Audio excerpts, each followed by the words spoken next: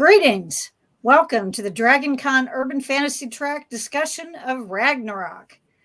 This is our first panel back after con, the first in-person ones, or after all of our in-person ones. This is our first virtual one, so it's fun to be back and see my friends again. All of whom I did get to see at con, but it's very nice to see all of you again, and I appreciate you being here. Now, the first thing I do want to mention about this discussion is that we will, if you have not seen all 6 episodes from this final season, you may want to plug your ears or come back and watch the recording after you have done so, because there will definitely be the spoiler warning I'm going to give you is like a major spoiler warning, right, everybody? I mean, there's so, keep that in mind. But the first thing we will do after that spoiler warning is to have my wonderful panel introduce themselves. And Lisa, we'll begin with you. Hello, all. Welcome. My name is Lisa Manifold. I'm an author of primarily urban fantasy and paranormal romance, and I have been lucky enough to be a regular on Carol's track, and I love this particular series, although I have a lot to say about this last season. Oh, good. Okay. Kelly. I'm Kelly Harkins. I'm the director of a different track at DragonCon, the American Science Fiction Fantasy Media Track, but been a big fan of this show from the beginning, which Carol has known. And when she said she was going to do it, I'm like, please, I know I'd never get to do panels at con, of course, unless they're on my track. So I'm here. I'm very glad we are. Let's see, Gail. Hi, everybody. I'm Gail Z. Martin and Morgan Bryce. As Gail, I write epic and urban fantasy, steampunk, near future, post-apocalyptic. And as Morgan, I write urban fantasy, male paranormal romance.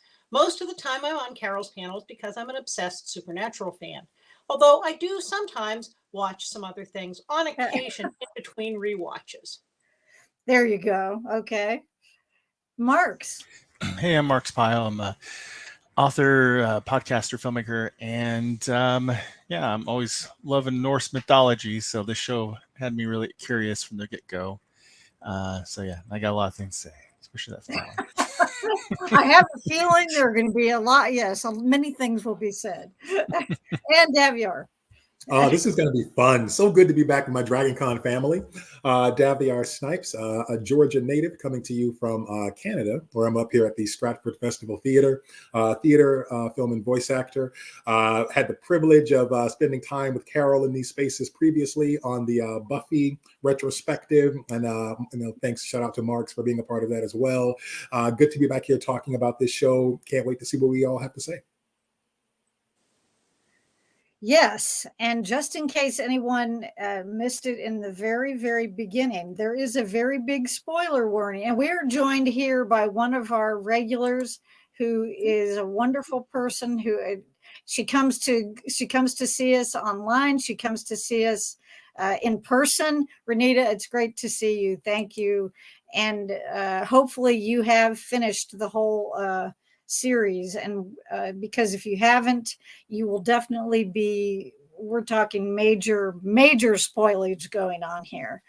But one thing I do want to talk about just in the beginning is to find out who were your favorite characters in the show or over the course of the series, and did it change from beginning to end? Was there, and it doesn't have to be necessarily anybody you really would like to hang out with, but somebody that you enjoyed watching on the screen. Let's put it that way, because they might not be the same, right? And so, Lisa, we'll begin with you. So, this kind of shifted for me throughout the 3 seasons, but I loved Loritz. I loved him, even when he drove me crazy. I just liked him because I like how nimble he is, and how willing he is to, change and bend and twist. And I think that's why I also really like Saxa, because same thing. I there is something that I find admirable, even if it's not the most morally upright position, is to you do what you need to do to survive. And I think both of them had a high degree of that. And I found that I really admired that, even if, as you said, I would not hang out with them. Right. Yeah. That might be a tad dangerous. Yes. Kelly. There we go. Yeah, I think probably we're all going to say it's shifted a lot over the years. It certainly has for me. I'm kind of, I was all about Magna in the beginning, a big hero fan. But, this season was a little different for him. And I definitely had some issues with some of what happened, which I'm sure we'll talk about. Yes, we will get to, yes. I did love Saksa too. I loved kind of how she adapted for someone who by her nature is not adaptable.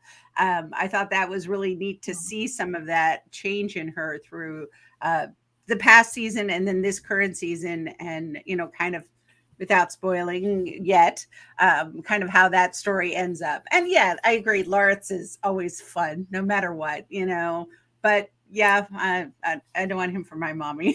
That's just... Yeah, no. But as a mommy, I wouldn't want that child either. So yeah, No. not such a great one there. It'd be kind of hard to cuddle, at least by the end. Gail. I've got to go with Lawrence and his boyfriend. I really liked both of them. I liked their relationship. I liked that their relationship made Lawrence a better person. He was willing to do things to protect his boyfriend that he wasn't otherwise bothered about doing without that. And, love's supposed to change you. So I really liked that dynamic. I liked that they got to survive together, because so often when we have a gay pairing, someone dies.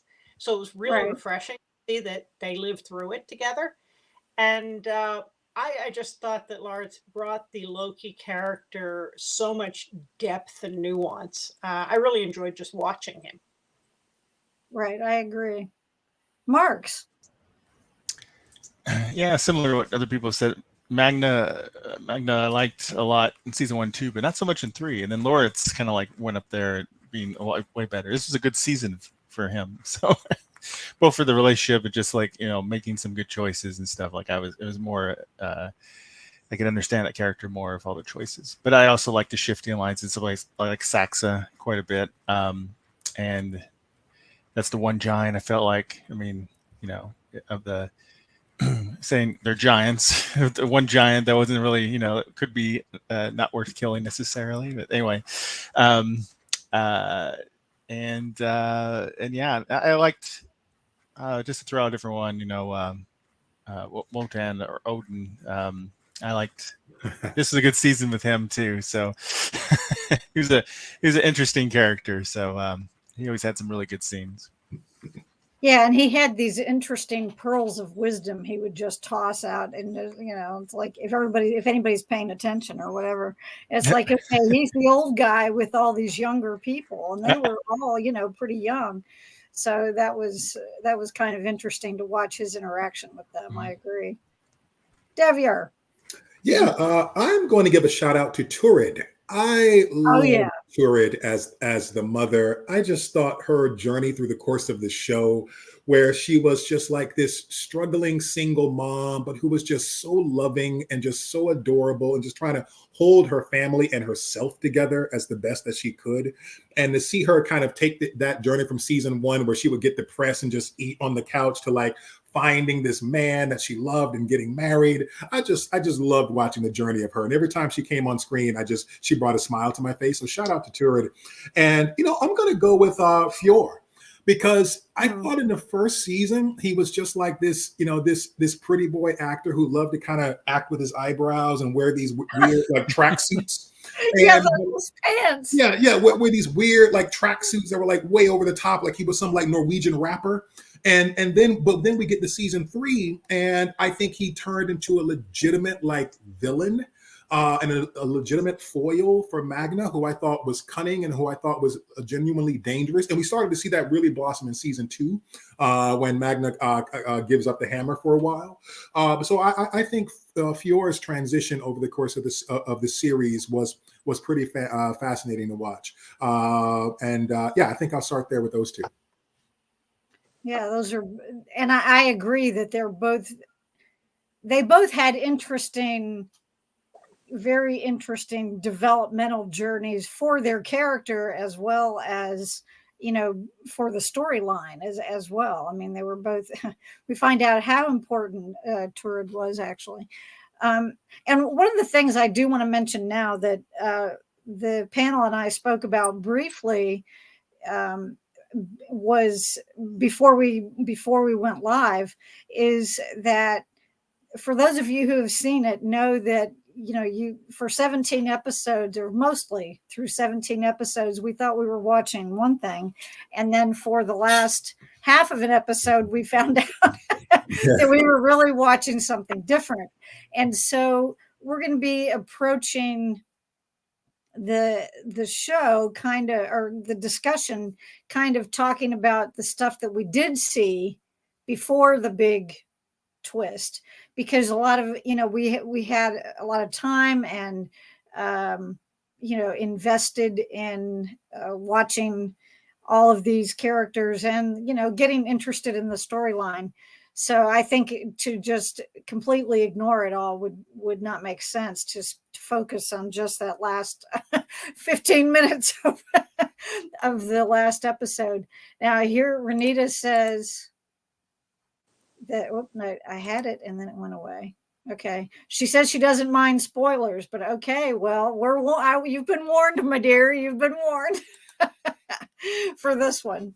So now, in keeping with that approach, one of the things that struck me about the series itself is that one of the themes that seemed to run through it was that you couldn't get away from fate. Fate couldn't be avoided. It had to happen.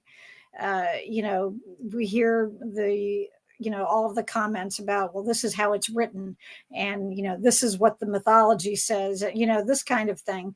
And that to me was one of the themes, especially in the last, I think for most of this last season, certainly for the first few episodes anyway. And so I'm curious is, do you agree with that?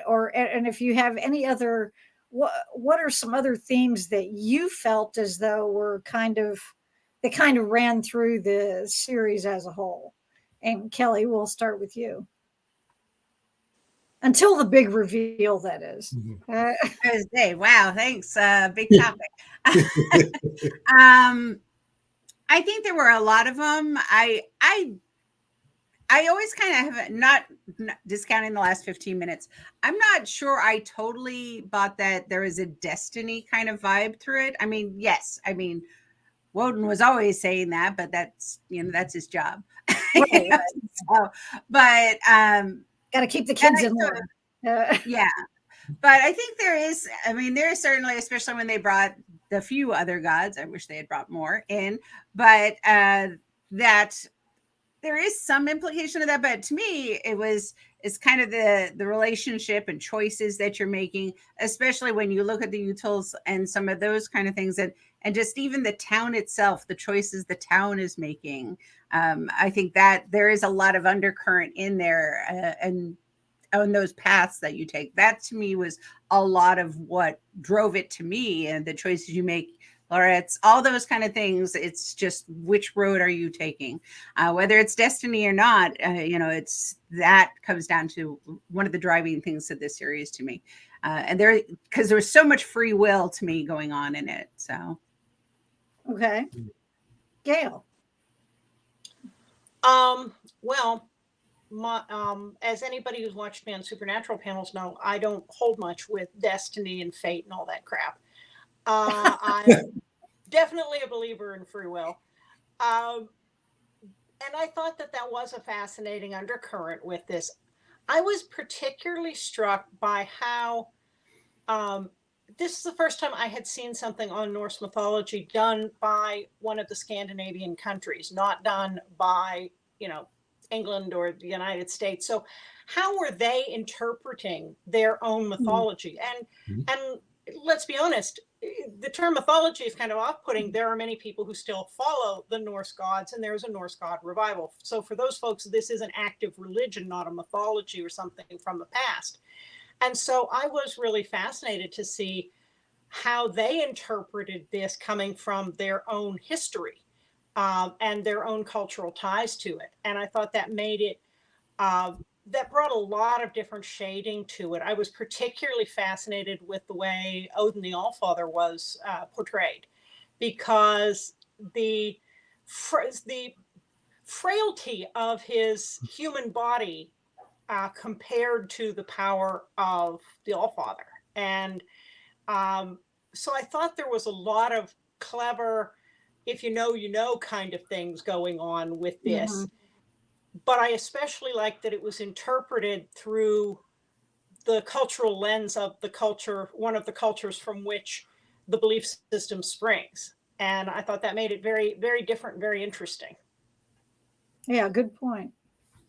Marks. Yeah, that was one of the draws was was seeing someone who's from that culture, you know, talking about Norse mythology rather than through an American, you know, filter. And I, for example, like the ending ish and the end of this second to last episode is an ending that I don't think, you know, would be usually not an American story. And not to say it's maybe it should be, but it would be, it's dissatisfying to Americans, unfortunately. And just be like, yeah, no, let's preach truce and stuff. And you're just like, but what about the humans they kill and all this stuff? I don't know, you know. But so it's interesting to see, you know, through a different cultural lens, their approach with it and those characters. And I think in Marvel Comics, I mean, it could have been a retcon at some point, but I think they had something where Ragnarok was like a cycle and they were getting reincarnated. There's this whole destiny thing there too.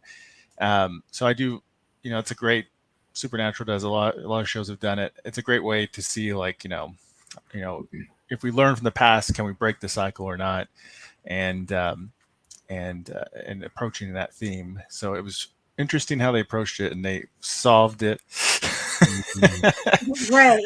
Yeah. And but I think another thing too that was very strongly weaved into it is about like economic injustice and stuff, the inequality between the haves and the have-nots and stuff. It was very much like the gods were where people were poor or forgotten and stuff, some of them at least, and then the giants were the rich corporate, like 1% sinners. So it's interesting to see that also through another cultural perspective. So Good point. Daviar. Ooh, Carol, I love this panel. This is a great group. I love hearing your takes, folks. Yeah, I think for me, one of the main themes that I always love is going to be the reluctant hero called to greatness. Because I love just, you know, looking over the run of the show, the insignificance of Magnus, you know, the quote unquote insignificance, you know, poor kid coming from a broken home. He's got dyslexia, clearly kind of the kid that no one notices or pays attention to become like, you know, literally the champion of the world. So I always love that the reluctant hero's journey of the quote unquote nobody being called to greatness to do these extraordinary things. And just, you know, the actor playing Magna, David, I believe, I really loved his journey as he portrayed that arc.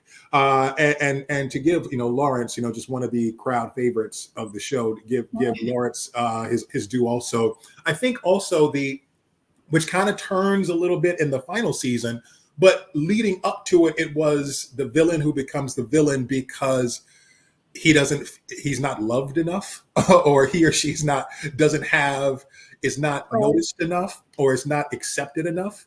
And with Lawrence, there was so much going on there in regards to just his sexuality and just who he was. I mean, he so felt like an other in this place, which is so the natural themes that lead this person to become a villain or something to fight back in a way that seems justified in his case. So I liked those things they were playing with up until things kind of took a flip. But yeah, those things always kind of get to me. The things that a person takes to before they become who they're destined to be. Yeah, like the way you said before things flip. But yeah, that's and that actually in Turid's speech in that last episode, she actually references that about Lawrence. So that's kind of interesting that you brought that up. And Lisa. It's hard to follow this, but I think I love the have and the have-nots. I always love that. I love economic justice. I'm always going to root for the little guy, and that goes back to the idea: are the villains like Lawrence as a villain? Is he really a villain, or is he trying to be the hero of his own story? Which is my favorite kind of villain. And I love that justice is not only economic justice, but environmental justice. Right. Because that is an ongoing theme that I really enjoyed throughout this. And I don't know that you would have necessarily seen this if it came from, a British or an American show. And that was a very strong theme. But the other thing I really liked is the idea of the Norse historic mysticism combined with living in the modern age. And how do you make the two of those go together? I've had a lot of time to think about this since, that last 15 minutes. And I'm wondering if this is a way to look at how you blend that mysticism, which is historical. I think Gail brings up a really great point that this is not necessarily mythology. It is a practicing faith. Oh, sure. Yeah. People. So it's mysticism, it's history. How do you blend that history with living in the modern world? Like, that's what I saw a lot of, is our mysticism coming up against modernity, and how do you make the two of those work? And in this, it was a consistent struggle. Okay. Ooh, Carol, can I give Lisa a shout out for that note about the land? And because I totally agree with that. That's so something that was specific to that country, that place, making this particular series. And I think that's such a great theme about how the land and the earth is so central to this character and to what the fight is for. Because if you think about it, that is just so foundational to life and to all of us. So to see that be the thing that's being fought over and being fought for, I thought was so unique and so powerful and really grounded, I think, the series. Well, and I actually did have a question about that, so we can go ahead and discuss that topic first. That you have this very real problem of climate change, and brought about by pollution, which they make it fairly clear that that's what they're trying to get across, that yes, a lot of it is caused by human beings. And that kind of ran throughout the whole series. And did you feel as though it was meshed well with the fantasy elements that we were seeing as well, that they somehow managed to make it have an impact, which it must have, if at least two of you have already brought it up, on the narrative, and just for whether it became effective to see those things. Did they have meaning, but did they also not detract, from the rest of the show in terms of the other things we were seeing? And Gail, it's your turn to go first. So okay. Well, one quick observation first, because I've just got to get this in. I love the show, but I got to say that these were the oldest looking high school students I have seen since. Okay, well, just the fact that Magnus could grow a beard like that. I'm sorry. I was not a beard fan. I'm like, dude, shave it off. I know, but I had a son in high school, college, and I know what that beard looked like at that age. And I'm sorry, he's just, I just had to say that, okay? It's that Norwegian water. Yeah, well, and I have no idea how old the actual actors are, but typically, they're always going to be older than that than the age that they are portraying. But yeah, and I think having maybe the 2-year gap probably didn't help that either. It's interesting. I looked it up afterwards because I was curious, and Lawrence is like in his 30s, and he actually looks the youngest out of all of them. Yeah, he They had- does. I agree. Yeah, Had to be. yeah. I wouldn't have put 30s. I would not have put him at 30s. I but- think the rest of them are like late 20s. So Yeah. Yeah, which is more Um, typical. So Yeah, definitely not 17. But anyhow, yeah, if you read the Eddas, the old stories, the land is intrinsic to the belief system. Mhm. So, and I think this is true of a lot of indigenous faith, is that the land is part and parcel with the belief and the spirits, and it's the source of the stories. And so the fjords, the mountains, the weather, the harsh weather, the winters, the ice, the frost, the deep places, that is all part of the storytelling. And that's the bones of the stories when you read the Eddas. And not to mention that we didn't really see it in this, but the grand gesture that Odin makes is that he's fatally wounded. He hangs himself on the great tree of life, Yggdrasil, and he descends into the depths of the earth for 3 days. Sound familiar to anybody? To retrieve the secrets. And then he is restored to life and powers up, sort of like Gandalf the White. So that whole idea of above and below, what is sacred and profane, where the monsters are and who the monsters, that's so intrinsic to the Eddas, and the land is absolutely, you can't have the stories without the land. Okay. Now I want to let you know that Renita, this is her reaction to your comment about the ages of the actors. So, or about how they didn't look what they were supposed to. They did not look the ages they were portraying. Marks, what about you? Yeah, it's definitely, it's definitely integral part into it. They probably could have done even more, I think, but it is a crucial part to it. I think there's like subtle things too in there, like I guess like with the Midgard serpent, whenever they're like, oh, it looks terrible or something, like it's sick or something, it's like, yeah, it's all the pollution in the water and stuff. Right. So Yeah. stuff like that too. So yeah, I think maybe they touched on it more like in season 1 than they did later on, but it was interesting to see that too, from another culture too, because sometimes I think like a lot of the Western countries don't have any pollution problems for some reason, like they're so enlightened or something, but they all, everybody has the problems with big business polluting and everything else. So, and interesting to see how it's approached from other cultures. So, but yeah, I do think they could have probably done even more though with it than they did.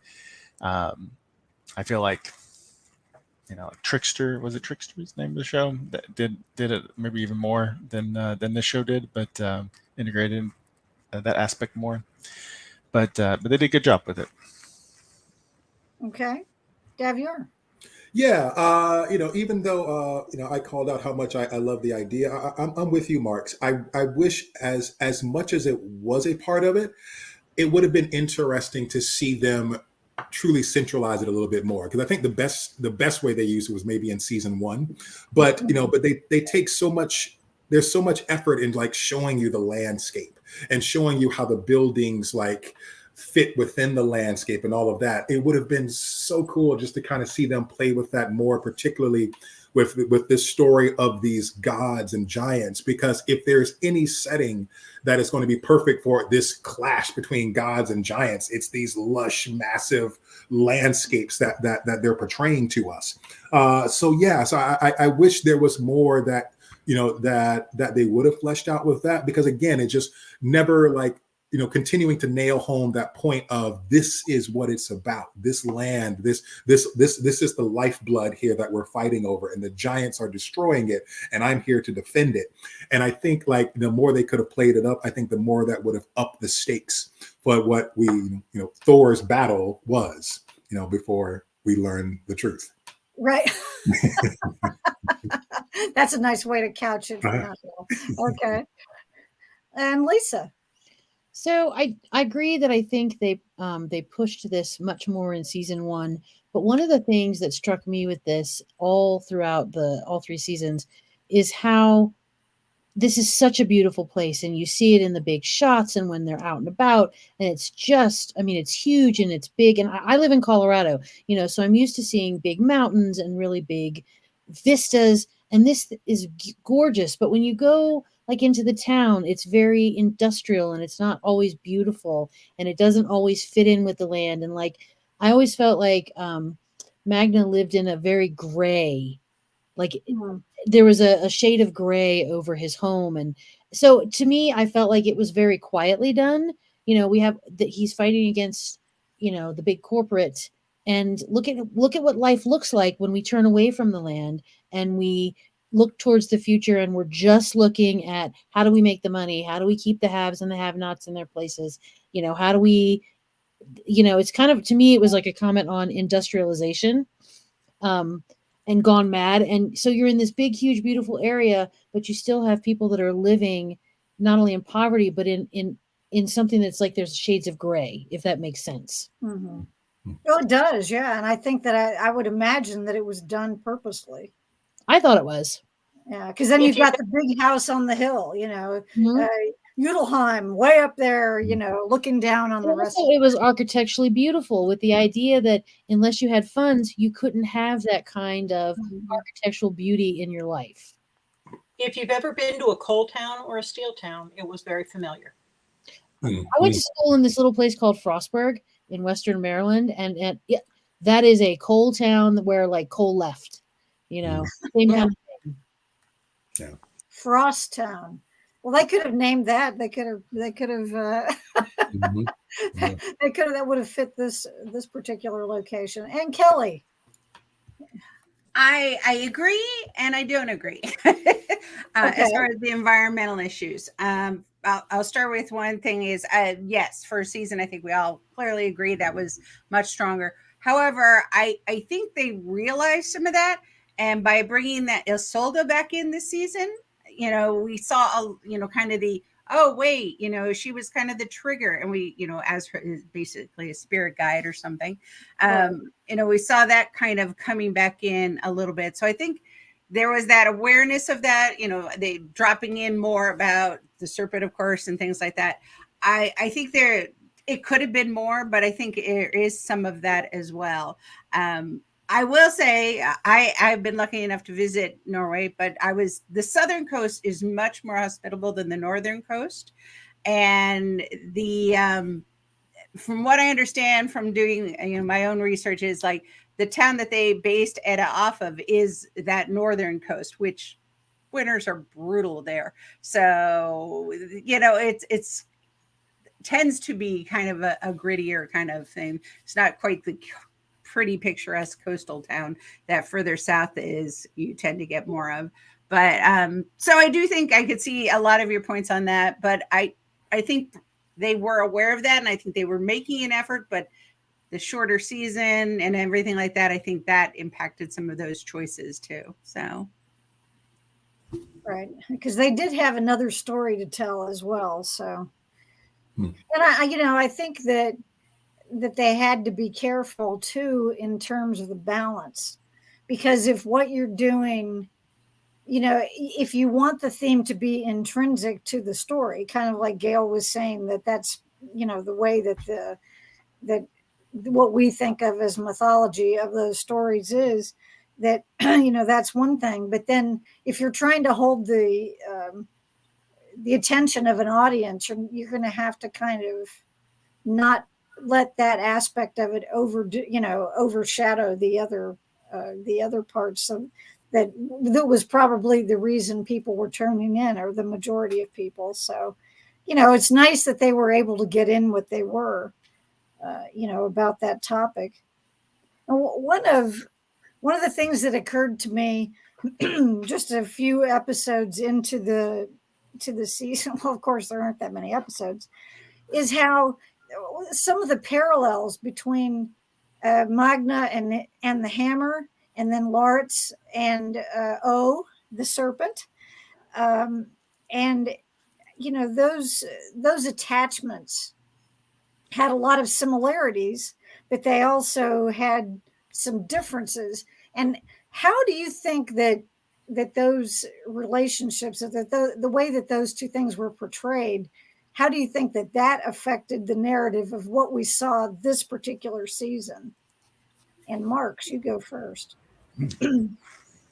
Yeah, I hadn't thought about those two together until you said that, but it makes perfect sense. So, because they both had like my precious vibes for both of them, right? And which was the episode name, or one of the episodes was named that. Oh, that's right. Hilarious, yeah. And yeah, they do, because both of them gave them a sense of power, and they both were embracing those things when they felt like they weren't loved by others. And it was love of others is what helped them be able to separate themselves from it too. So Laurits is his boyfriend and family, and then they'll help him let go of his little tapeworm baby. And then of course Magna with his hammer, letting that go and trusting his family and friends, and letting go the desire to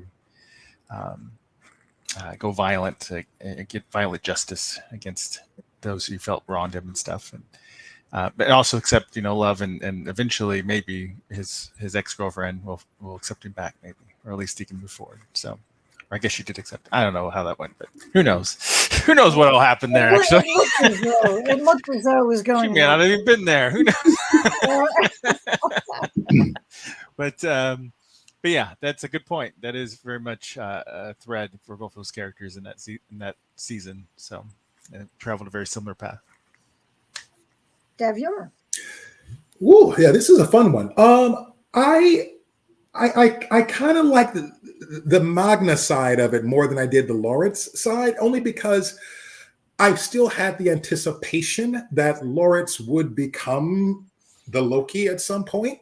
So I love the fact that for Magna, it was about this person who had been insignificant, who had seen himself as I'm no one special, I'm no one worthy, who now has his hammer and now has to wrestle with his own sense of, now I have power, and what do I do with that? And he goes down this darker path with it, which I thought would have been so much fun to kind of let that run for multiple episodes. They did, but almost like for half a season, because my thing is I'm always looking for Thor to take the journey of becoming worthy. So he goes down his darker path. Maybe he loses his worthiness and his ability to wield a hammer, and then he has to understand what the power is truly about to get it back. So I liked that dark road that they took down, because I thought, what an interesting journey for a young Thor to see, because that's such a natural inclination for someone who's felt insignificant and who has felt like they were never special. You give them power, all the power in the world,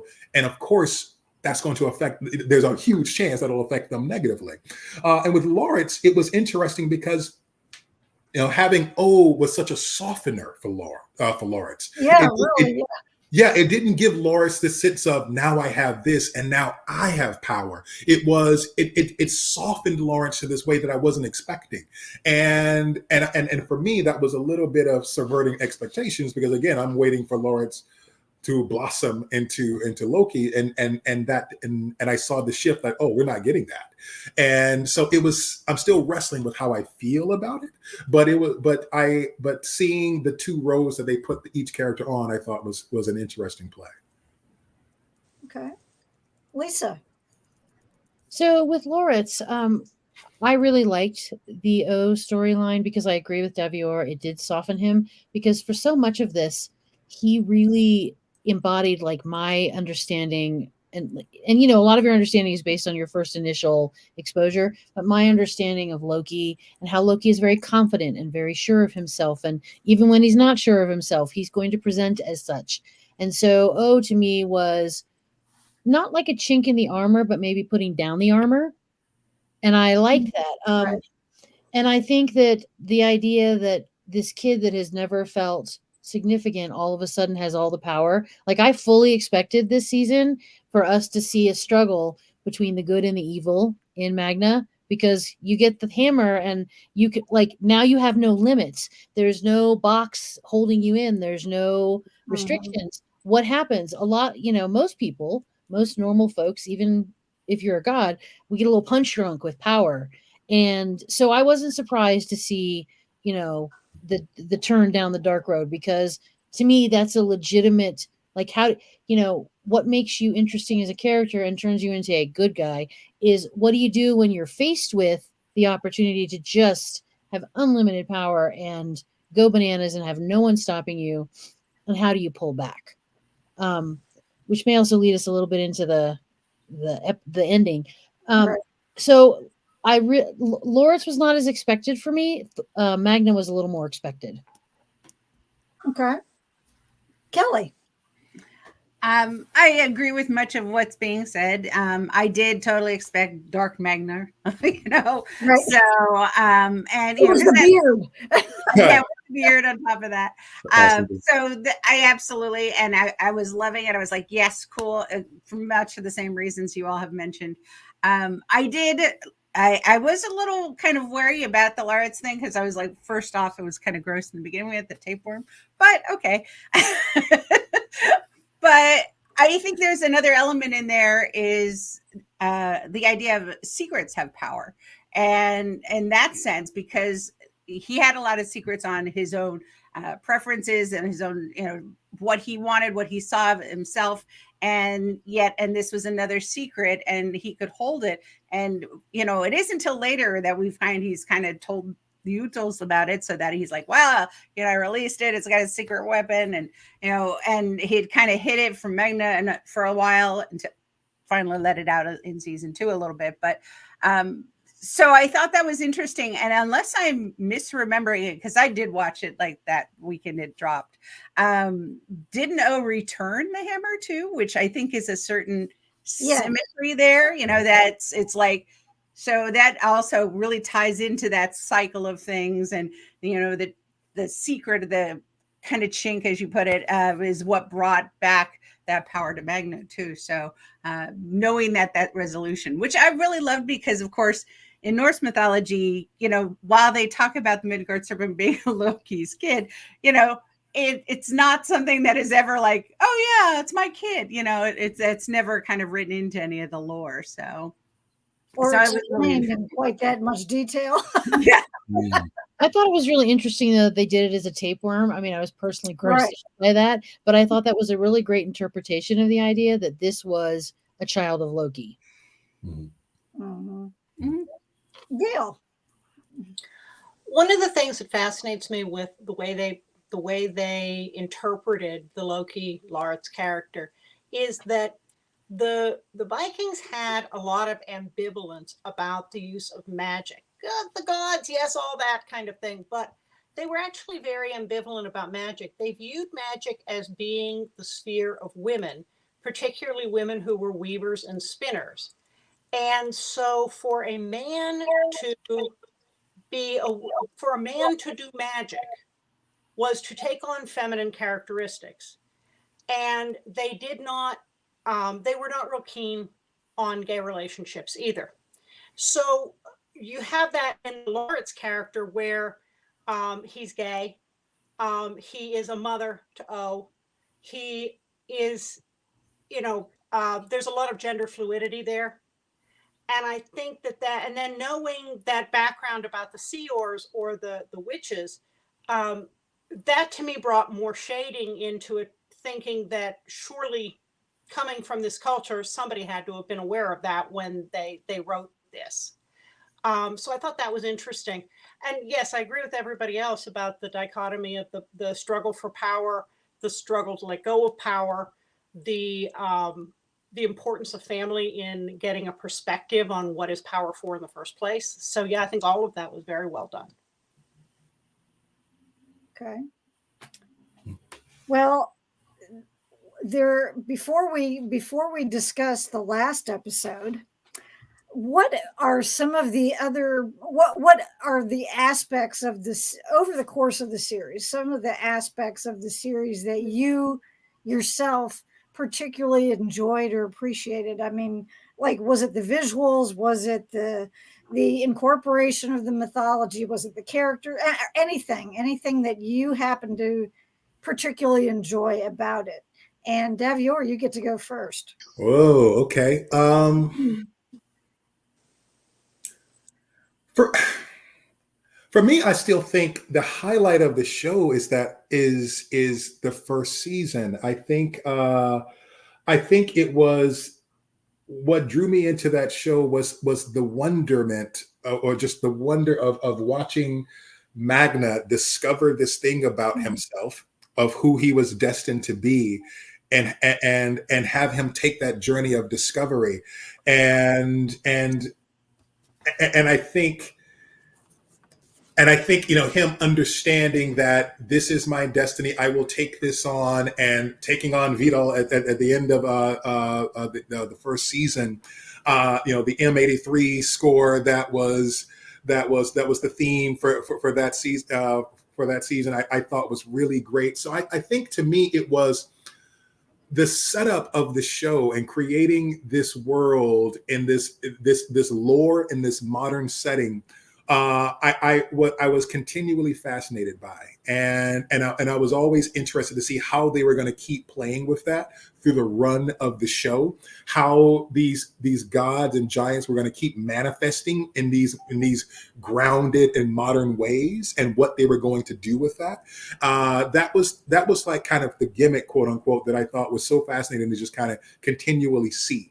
Like bringing the heroes and the gods and the giants into this real world, and how does that affect the world around them, but also just like what are the creative ways that they can show that in the ways that where I know I'm not gonna see Thor in a cape flying around, but what is their version of showing that? Right. What is their version of what Mjolnir looks like and how he wields it?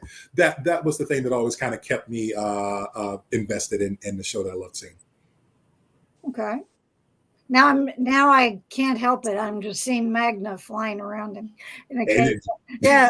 Not with that budget they had, I don't think. Lisa. I think for me it was the journey of watching this person who was such an underdog. Like, just he's dyslexic, don't there's just so many things that are going on with Magna. I love the idea of that journey. And one of the things that I loved about it, and it's kind of that mixture of how does the mysticism, crash into the modern world. How many things in the modern world were going to work to help keep this person from their destiny? Like, I really enjoyed that, because it wasn't just like, the mystical fights. It was like there's a lot of modern things that brought him down. So high school. High school. It's that time that we're all like, oh yeah, high school, and nobody wants to go back. And I loved that idea that even though he was on this, supernatural, magical, mystical, however you want to call it, journey, and still high school could totally take him out, for a week or whatever. And so I enjoyed that. I enjoyed that mix of, these big, large, huge problems and these very small, immediate, this is my life problems. Okay. Kelly. I think the mysticism and the modern interpretation was definitely one of the things I love. The fact that the town is called Ada, the fact that the Utils lived in what is a converted church, essentially, that is kind of really telling in a lot of ways. So a lot of that is something I really embrace just in general. And, I really wanted to see more of them demonstrating that.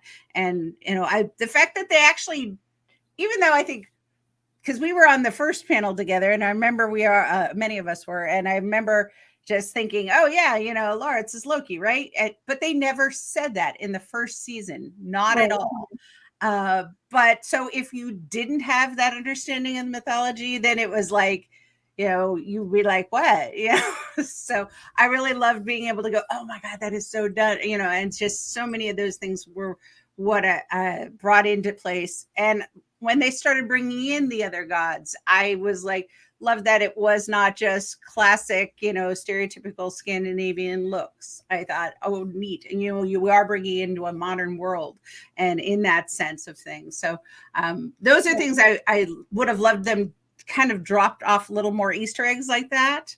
But I did love what they were doing already. So that was definitely one of the things that I really embraced about it. Okay. Gail.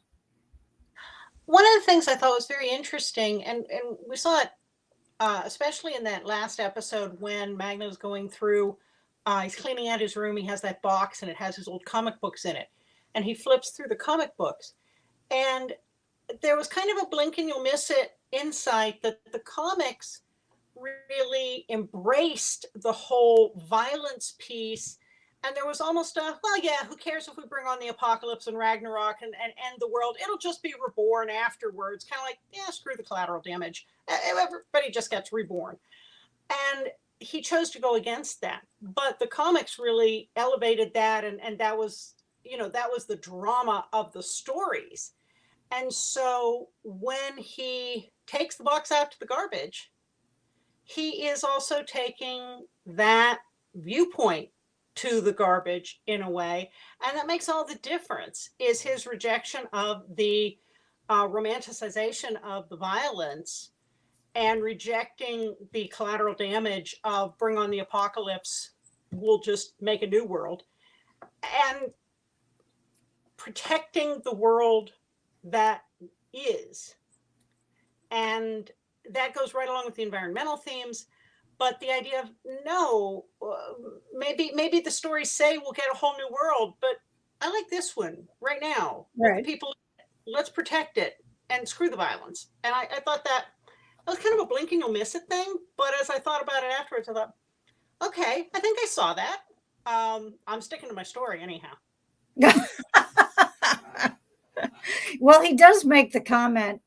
I believe it's in the episode 5 when he does say, well, you have to fight for the world you want. And, so it is kind of what you're saying there. Marks. Yeah, I mean, this transformation of Thor, all 3 seasons was definitely was great to see, and all the mythology drops and stuff. The creation of the hammer was cool and all that stuff. And I love that we did get a few more giants, because it's always Thor, Loki, and maybe Odin.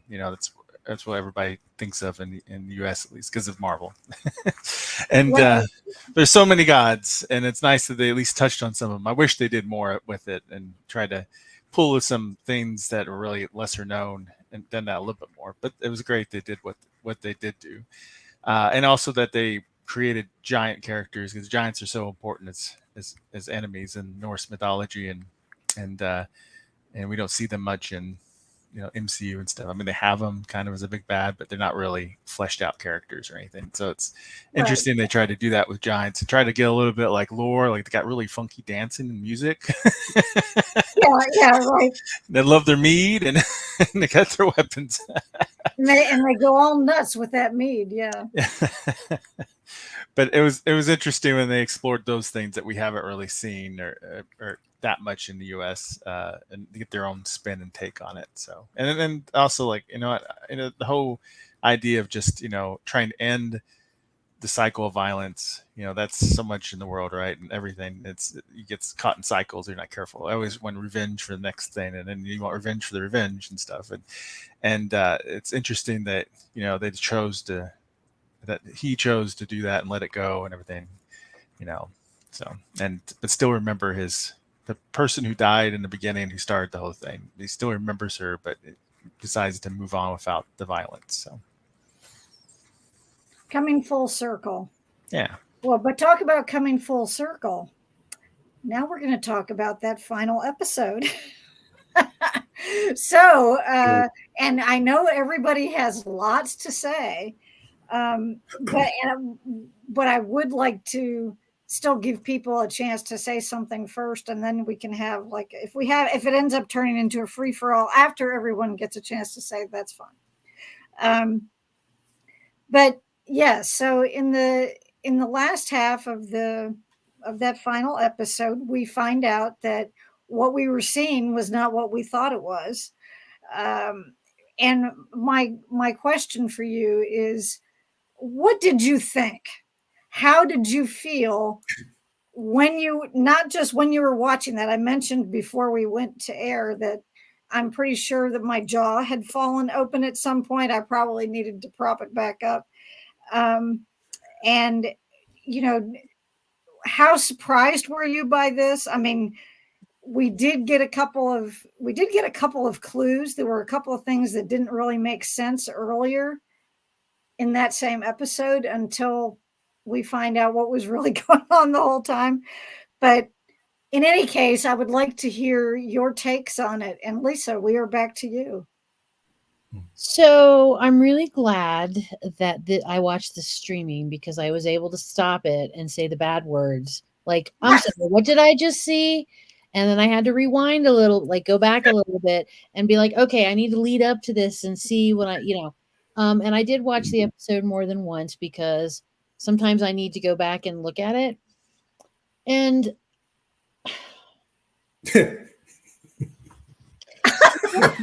She's speechless. Lisa is speechless. Oh no! I'm like, I didn't see it coming, and so I'm going to say this: I'm not one of those people that tries to figure out, do I see it coming? I like to be surprised. And I so do too. Yeah. In that aspect, that was perfect because even though they were giving us some hints that all was not as we thought, perhaps, I didn't see this one coming. The thing that saved it from me, like, being of the throw the remote and say lots of bad words, is I really liked the end when he put the rose down. And it was very symbolic to me because it was like putting down the hammer.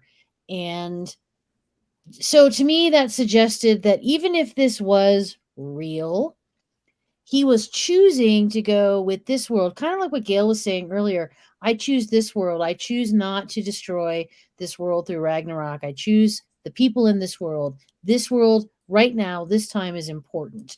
So that was kind of like that. I'm not gonna lie. That didn't come to me until after I watched it twice, because I was like, "Are you kidding me?" Muttering.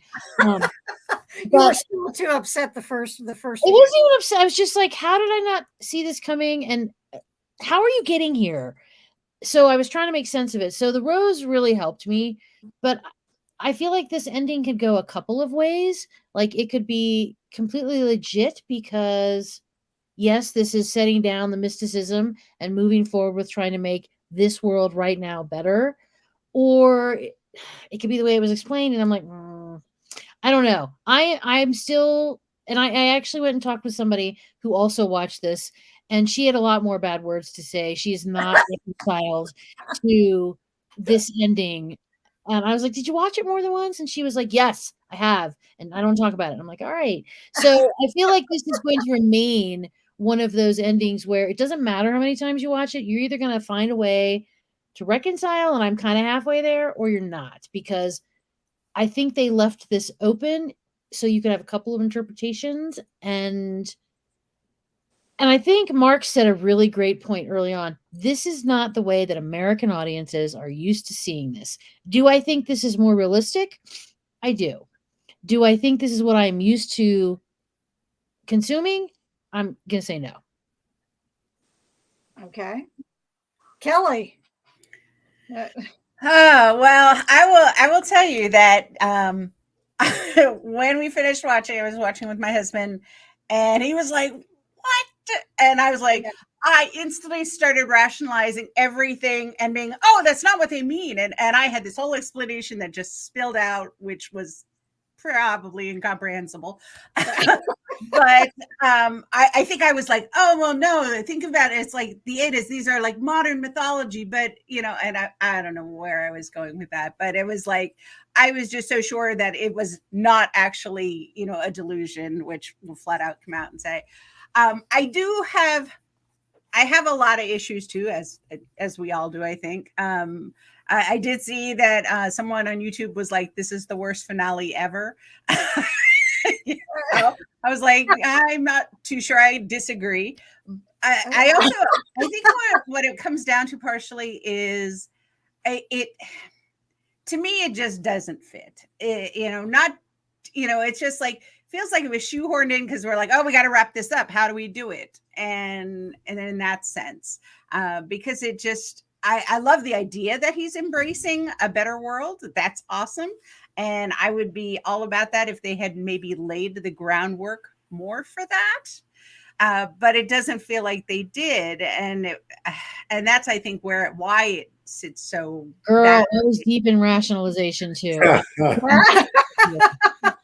Like I was like, well, the Eddas are the mythology, so this is just modern Eddas. That's what comic books are, modern mythology. So I was really into that whole. I was sure that's what it was. But I also have the fact that it's like, okay, so we've watched so many years, essentially 3 seasons of these characters' life, with that being reality, but then we have no justification for the things that happen that we don't have any context for, because now we say, oh, well, that didn't happen that way. It was like, Patrick Duffy walking out of the shower in Dallas. Oh, those years didn't happen. Wow. And I kind of felt like that. Because it was like all these things, lightning bolts, hammers flying, serpents, none of that happened. And it just felt like, what? So I think that's, without that context of those 3 years, I think that's one of the reasons why it sits so badly. So it's not comfy. It's not a comfy ending. It's not what? A comfy ending. Like, ending. You can hate the ending and it can still be comfortable. This is not that. Mm-hmm. I agree. Gail, what's your take? So the difficulty with apocalyptic religions is that the idea of an apocalypse is not compatible with taking care of the world we have. Because if the world is just going to burn, well, who cares what shape it's in? It's not going to hang around. There's no legacy. It's all just going to burn to cinders. So why would we worry about that? Because fill in the name of the deity is going to come back or be resurgent, or they're going to have a big battle and destroy it anyhow.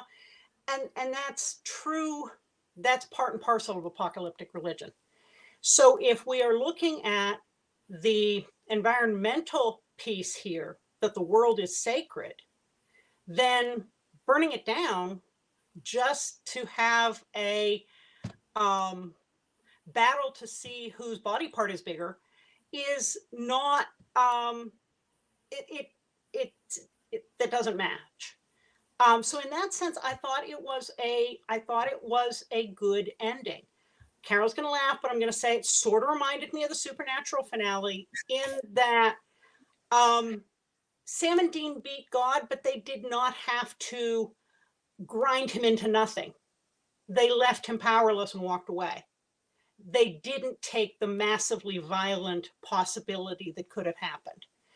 And I think that choice of massively powered beings to not just grind everything into pulp because they could, that is something we're uncomfortable with, because that's not the kind of justice we've been conditioned to want, or to think is fair, or to think is satisfactory. And I think that discomfort is part of the message and the story. And what we were supposed to walk away from is, why am I uncomfortable with peace and wholeness as the finale instead of burnt cinders? Okay. Marks. So many thoughts. I just have to try to make them coherent. Yeah, I think they could have stopped the second last episode and been fine, but it would still been a weird finale in a way for show. But just weird because it's peace, right? And and it's odd for us to be like, there was no big fight at the end. But I think my justification, I don't know if the showrunner is confirmed the finale or not. I know, like, I looked online earlier today and everybody says it was all, delusion stuff, and it probably was. But my justifications, just so I don't get too sour on the show, is that it's sort of that they're trying to open end it so you can kind of interpret different ways, and to me, what I would prefer is that all of the stuff, like whenever he shot the arrow and was going to hit Loki, and the stuff that didn't happen was him like worrying so much about the Ragnarok happening, and it was in his head, and he was just imagining that, and he was just like, oh no, calm down, let it go. And then all the flashes of the great battle, to me, potentially were actually what happened originally. Like he was remembering, like it just like sparked that he remembered the final battle. He was just seeing everybody as modern versions of them. And he had to decide whether or not he was going to like want revenge for all those deaths and make that happen, or if he was going to let it go and have a better future and be human and let the past of the mythology of the violence of the warrior, let it go, so there could be a future and not have that Ragnarok happen. And so I try to imagine that instead of it being an illusion. My one thing that helps me do that is that they didn't do the whole like, hey, this scene, now let's replay this scene, and this is actually how it happened. They never did that. They just showed scenes that we saw, just in a different context of trying to think, well, maybe, it was a delusion kind of thing. So that gives me a little bit of hope that maybe, or at least they were trying to keep it kind of open. And Okay. because I like that better. I don't like the idea of being an illusion. I don't think it's set it up. It was not properly set up in 3 seasons for that, because there's so much stuff going on that Magna has no idea happened. And so it doesn't make any sense. Right. And there's a lot of character. He didn't witness, yeah. Yeah, he didn't witness it. There's a lot of character growth of all the other characters that's thrown out because he doesn't even know it happened. So how could it couldn't have happened, right? So I don't like that aspect of it because it just wasn't built to be that way. They only had like, I could see where in season 1 there were a few clues about his mental stability. Of course, his mom was constantly questioning it, but there was a few stronger clues in season 1. And then in season 3, one thing that was a big clue to me, like going, what the heck? What just happened? Like whenever Odin just like, oh, I've drafted 2 new gods, all of a sudden. And it's just like, is that how it works? I don't know if that's how it works. But I agree with you. That to me was weird at the time. When I was, and one of the other characters even said that. They said, well, what, we just take anybody now? Like, you can just walk in off the street. Not that was anything against those particular people, but just that didn't seem like how it was done. But then I was going back and looking at some former looking through my notebook at my notes from a previous season. And that was actually, what Iman did with the guy, I can't remember his name, where she said, I think we can use him. He'd be a good candidate. He's a good candidate. That's right. So it was the same kind of thing. And I had forgotten about that but anyway, I just thought I'd throw that in there. But then like, why would she do that? She like really, because she seems like a normal person. So, but she must be mentally delusional to be like, yeah, let's make him a god then, which I would not think is what really happened. So then how did he get drafted in the first place?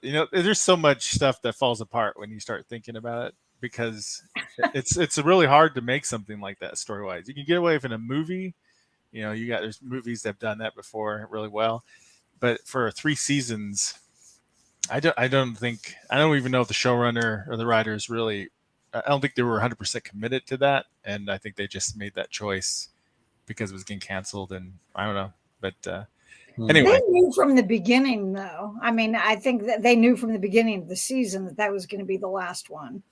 Yeah, and there's more clues in this season because it's really it's an odd season in some ways. Because then it's like, I don't know, it's just so much weird stuff. Like Fjord, did he kill people? Did he actually was he just massacre? Was he just like serial killing people then, or what? I don't know. Tossing him in the Fjord, yeah. Pushed them over, yeah.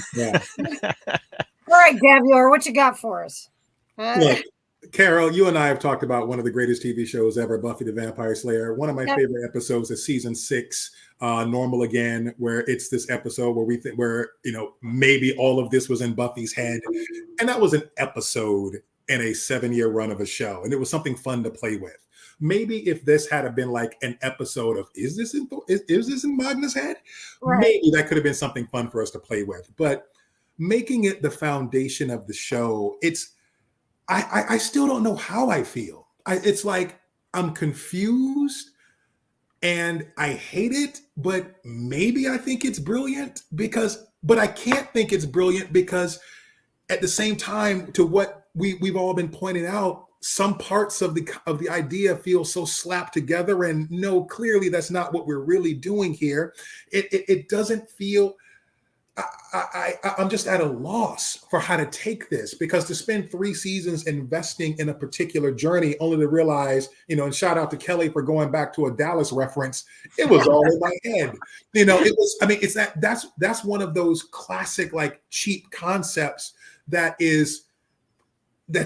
takes such a finesse and such a level of skill to pull off correctly that I don't know if, as this has been said, if this was the setting for that.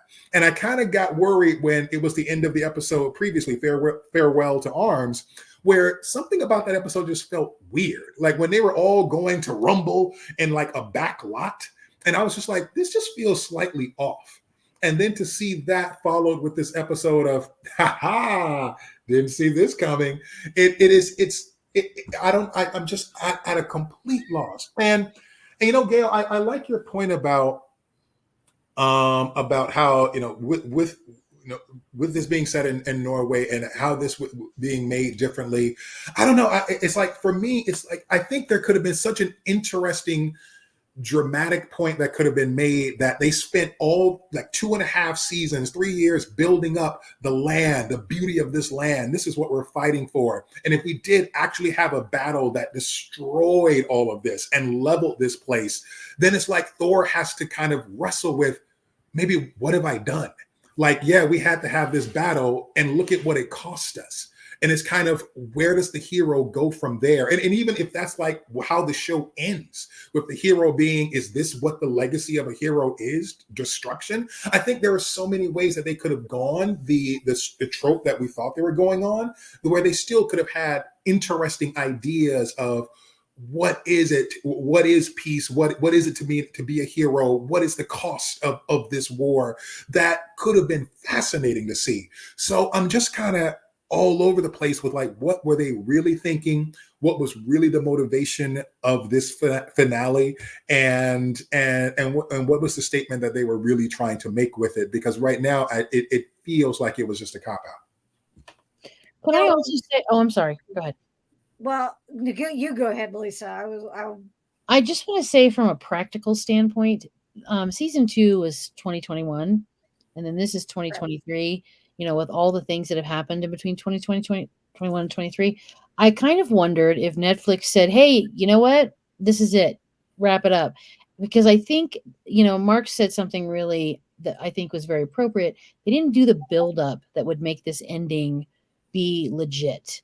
And so I wondered if they were just like, if Netflix said, yeah, you got 6 episodes, make it happen, and I'm sure in the writer's room, they were probably like, we didn't do that, like, I don't know. Like, I feel like maybe we also had some very practical problems that faced them for this 3rd season. And so they were doing the best they had with some of the foundation they built. I don't know. Like, it kind of felt like that to me. Like, they were rushed, they were under a deadline, and they had to use what they had. And they didn't have a 4th season or maybe a 5th season, to move this along. I don't remember if this was only slated for 3 seasons. And if it was, like, then I would have different thoughts. But I was just thinking about, wow, was this rushed because they had to? I don't know. They knew before, when it was renewed for the 3rd season, they knew it was going to be the final season. Whether the original plan of the writers and producers was just for 3, I really don't know. Now, something that strikes me, that most of you feel as though you got a little bit cheated. Am I wrong in having that you're having that reaction. I know I embraced Marx's idea. That's where my rationalization, too much Loki in the TVA. But, this was an alternate timeline that he chose not to go. So I was right there with you. I liked it.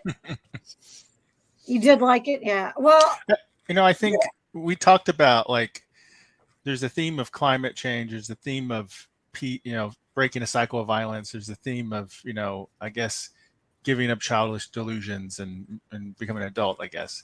And I think they were trying to weave that becoming a child to an adult and also, and I guess, mental health and stuff. And I feel like that was tacked on really forcibly. And it takes away, to me, that what's really, to me, is the more brilliant or more genre breaking aspect of breaking the violence and stuff. That's why it was very jarring, like that second to last episode where it's like, we're gonna do peace and stuff. I'm like, what? Wow, that's different, and then I was like, nobody had to die. yeah, nobody died, and I was like, well, I mean, I can see that, and it's kind of interesting and stuff. But then it's like, it's all in our dream, it's all in our head, and stuff. And I'm like, now you just ruined it. Stuff. I would have been better if it was a deliberate statement about, we are not going to follow this road. We're going to take that right turn. Go into more like. I don't know. I didn't like the idea that it was all a delusion. Like, show me it was a deliberate, because it was a choice, but show me it was a choice to put down the violence, to put down this repetitive history of over and over, and I didn't see that. And I didn't take it as a delusion. I took it as a parallel, alternate future that only Magna remembered when they didn't take it. That he alone remembered what they didn't do and the cost of it. And so maybe I missed something, maybe I misinterpreted it, but no, I think that's where Marx was going. Yeah, that's right. Yeah, and so that's three of us believe that. How so, I rationalized it. So I think it's becoming real now. we will embrace this if we all believe in it, we will manifest it. And that's right. Yeah. Okay, that's a great point. But the thing that I pause on points like that is that I think we're creating something smarter than they intended. And that's what I always want to pump the brakes on. I think that's a better idea.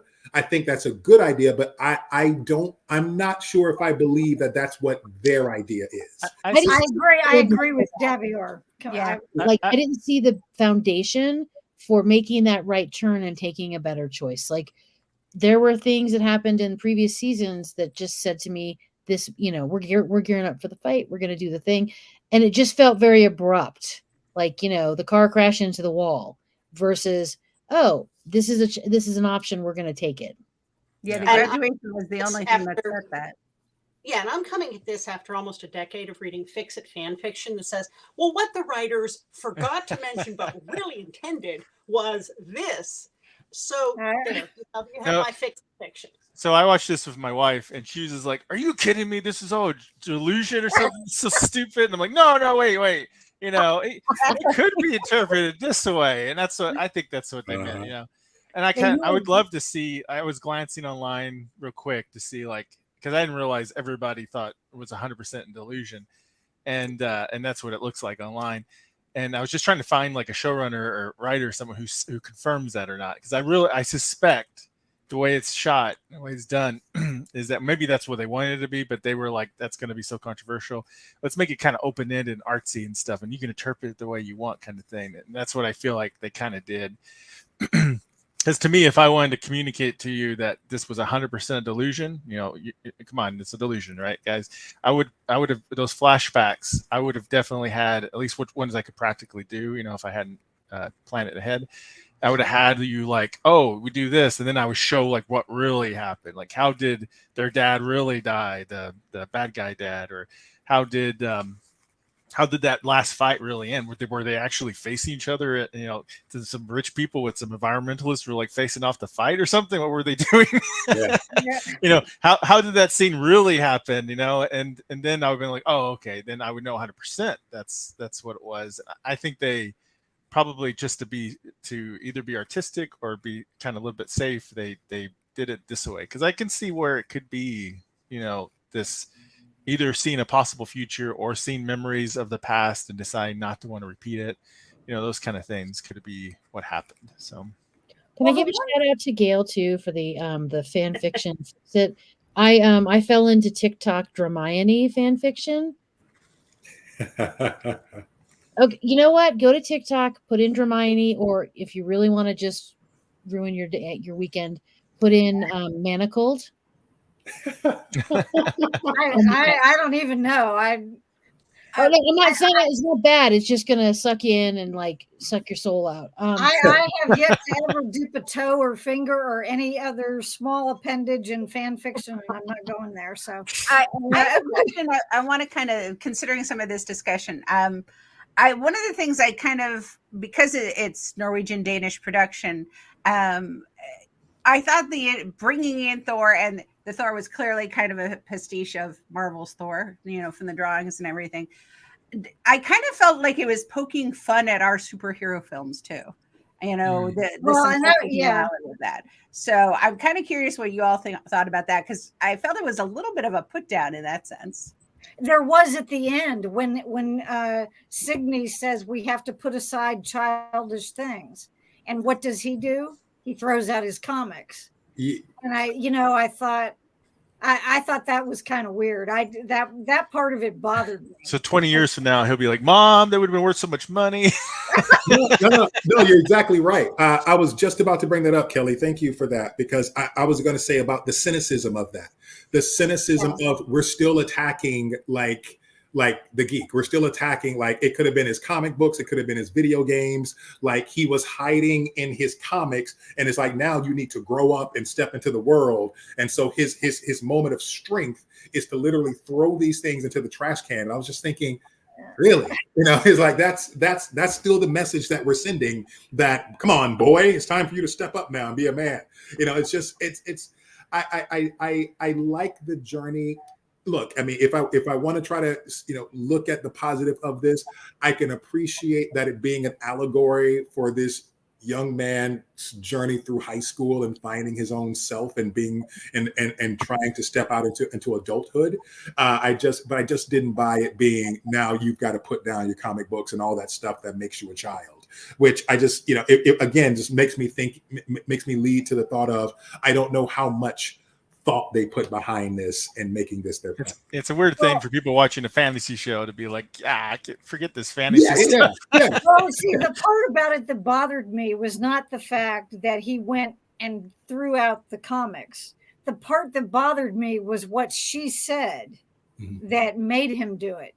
If he had done it on his own, if it was just because this is something I've got, if this was something that got him stuck in this fantasy world, if you want to call it that, or of this delusion of his, if he realized that this was not helping his situation, and that he needed to get rid of those particular things because they did make it to where he could, go into that place and stay there and forget the rest of the real world, then that would have been fine. But it was the fact that he did it in response to what she said and the wording of what she said that really bothered me. Well, it was that somebody else had to do the emotional labor to tell him, "Oh, you have to grow up." And his response was, "Oh, I'll just toss out the comics." I'm kind of like Davior. Why is it the comics that are a symbol of a delusional or, a not in reality childhood? I mean, if I look around my office, like, I collect Funkos. So should I be throwing away? Should I throw away my Funkos? Exactly. Exactly. Yes. I was like, oh, look, it's like kick the comic books. Okay. Right. So yeah, I agree. But that was the one aspect of it that did bother me, and I will say, I could see it being like, I think Kelly was alluding to, like a subtle stab at MCU movies, because that's the thing. Like, at the end of every one of those movies is this huge battle, and they usually kill the bad guy and stuff, and very, much what we're used to, very counter what they did on Ragnarok. And there's been a lot of minimizing of the success of those movies. So right, yeah. And it is interesting that it happened, but that aspect of it was the one thing that bothered me. I will say that when it happened, I was like, huh? I talked about the whole jaw dropping thing.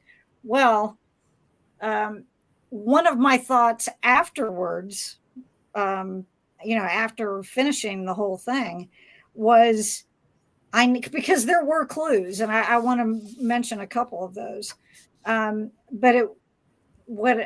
then I thought to myself, well, I need to go back and watch the whole thing from the beginning and see how many clues there were that we didn't catch because we didn't know. That I'm wondering, because if there weren't any, then it does beg the question, did they know how it was going to end from where it started? Because in fact, if that's the case, it wasn't a fantasy show, or it was not. If it was all a delusion, it was more of a drama. So it's kind of an interesting thing. But I think one of the things that struck me, aside from when, Mark, you brought up the the roping in of other people, or the recruitment of these other people to become gods, that one of the other things that the thing with Rand going to talk to the counselor, and she's telling him the whole story of everything, and that was weird. That was weird. You're like, yes, what the heck is going on here? And then but then it was in this last episode, when Turid's doing her speech, and when she says the very nice things about Lawrence, and how he's so great to see him happy, and he's comfortable with who he is, and all this stuff, and she was so happy about that. And then she talks about Magna and says, well, and you suffered after the death of your father, and she talked about how he went into this world of comic books and just stayed there. And I thought, that was never mentioned before, that because when he first discovered in season 1 who he was actually he had to look up Norse mythology to try to get, to get the information about these things. So that to me was a big clue that there was something more going on that we just didn't, that we had never heard before. And I thought, yes, the show's been on for 3 years, and it's been that long since I've seen the first season, but I don't remember anything. But I did remember him going through the mythology books. Mm-hmm. So I thought that was, that clue. But one thing I did appreciate, and I know I don't usually answer my own questions, but I'm doing it tonight because of how the juxtaposition of the scenes in those last 15 minutes or whatever, where we see the battle going on versus what some of the things that happened in the past, and then what was actually going on right then. And one thing that struck me, though, is that we do see Jans, the boy, Laurence's boyfriend, we see him get hit with an arrow in the actual spot in the reality, but which is not something none of the other people do, except that time that Magna gets he thinks somebody's hit him with a spear in the back when he's talking to Signe and everybody else is gone. But so there were a few of those moments, but most of the time, I think they did a really good job of keeping those things separate enough that you understood what was supposed to be going on at the same time that you were saying, what the hell is going on? If that makes sense. Yes. The two parts of it. And the one shout out I do want to give, and I consider watching like something like one episode a day. I don't watch like several at a time. I like to watch an episode, give myself time to think about it, absorb it, have another one the next day. And so the night before watching the finale is when the end of that episode 5, where the blind kid, when he's like, he's got his arrow and it's one of Ron's arrows. So he's like, yeah, it's going to fly. And, he's talking to his nurse or his caregiver who's pushing him along. And just that dread that they built up because that was the very end of the episode. I think the last line was the nurse asking him, well, you have a very odd name. Is that a family name? And you're like, oh my God, he's odd. Oh no. And, and it's going to happen. And I thought they did an excellent job of that kind of buildup. And so anyway, I just wanted to mention that part of it just because I was impressed by that you're invested in this, because I kind of did like the whole peaceful thing. So it's like you're waiting for the other shoe to drop. And I remember looking after watching that episode, or when it was about maybe 3/4 of the way through episode 5, I was like, wait a minute, aren't there supposed to be 6? And so I was checking. I was like, okay, yeah, there's still one more. I was like, okay, we're not done yet. But I was surprised with the whole, this is a delusion. Or have you ever, I think it was Laura who we hear the voiceover where he said, did you ever think that this whole battle was in your mind? And that was a surprise to me. So I will shut up now. Anybody else have any other further thoughts? Just that I think it's interesting. I did also pick up on kind of the put down there about comics and getting lost in a fantasy world, which really isn't that the whole point of any kind of entertainment, to take your mind off what's going on around you? And why is it okay if it's a symphony, but it's not okay if it's a comic book? I mean, there's definitely a put down there.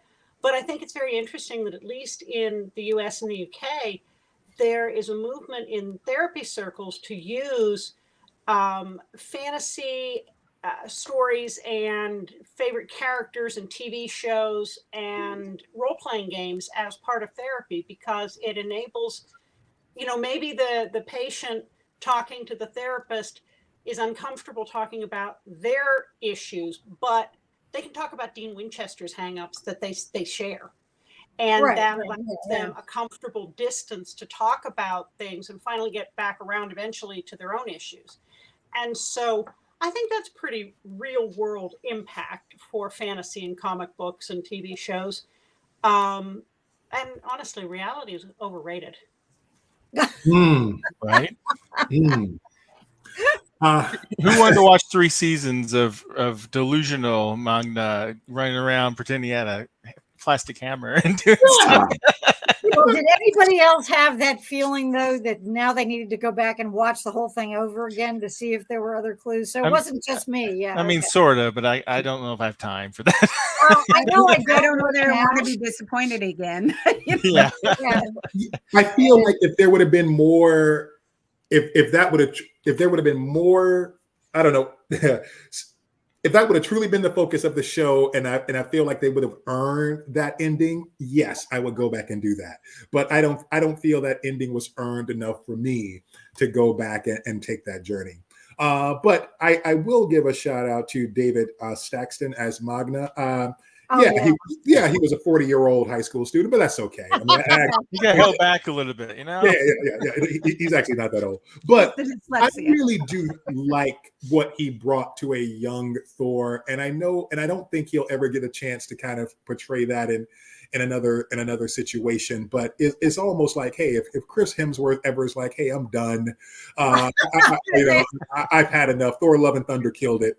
If there's ever a window for him to maybe come back in some way, I'd be interested in that, to see him with like a big production to try again, because I would like to see him really get an opportunity to go for it as a Thor and not just a Thor in his mind.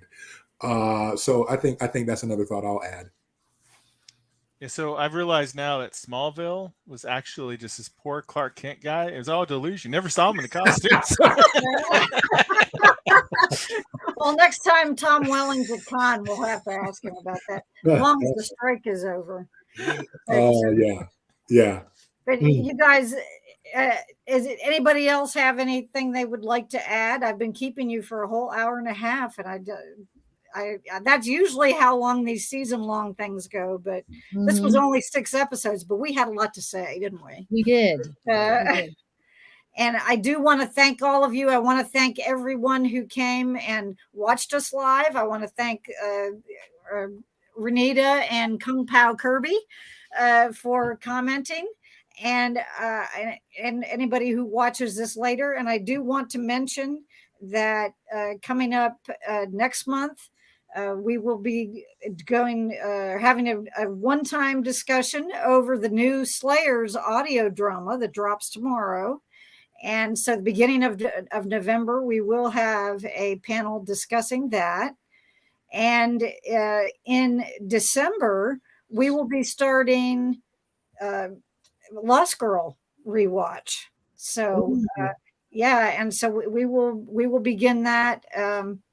I got to have 5 episodes. I'm looking for 5 season things. So yeah, Lost Girl was one that has been off for a while, and it was very popular in the poll I did on my track page. And we will have some author interviews coming up here and there. I don't have any firm dates yet, but I did want to mention those things. So please stay tuned to the Facebook page for information about those things. And I would like to thank all of you guys, my wonderful panelists. You guys are the best. I appreciate you more than you will know. And Renita's excited for Lost Girl too. Yes. All right. Yeah. All right.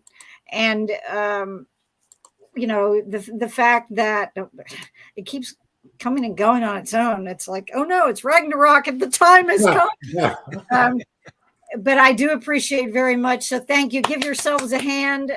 Thank you so much for being willing to do this, to give up your time to do it. And I look forward to those of you who have agreed to do the Slayers, and anybody who's interested that I haven't already spoken to about Lost Girl, let me know, and I'll get you added to the list. So thanks very much, and have a good rest of your evening. Good night, everybody. Good night. Night.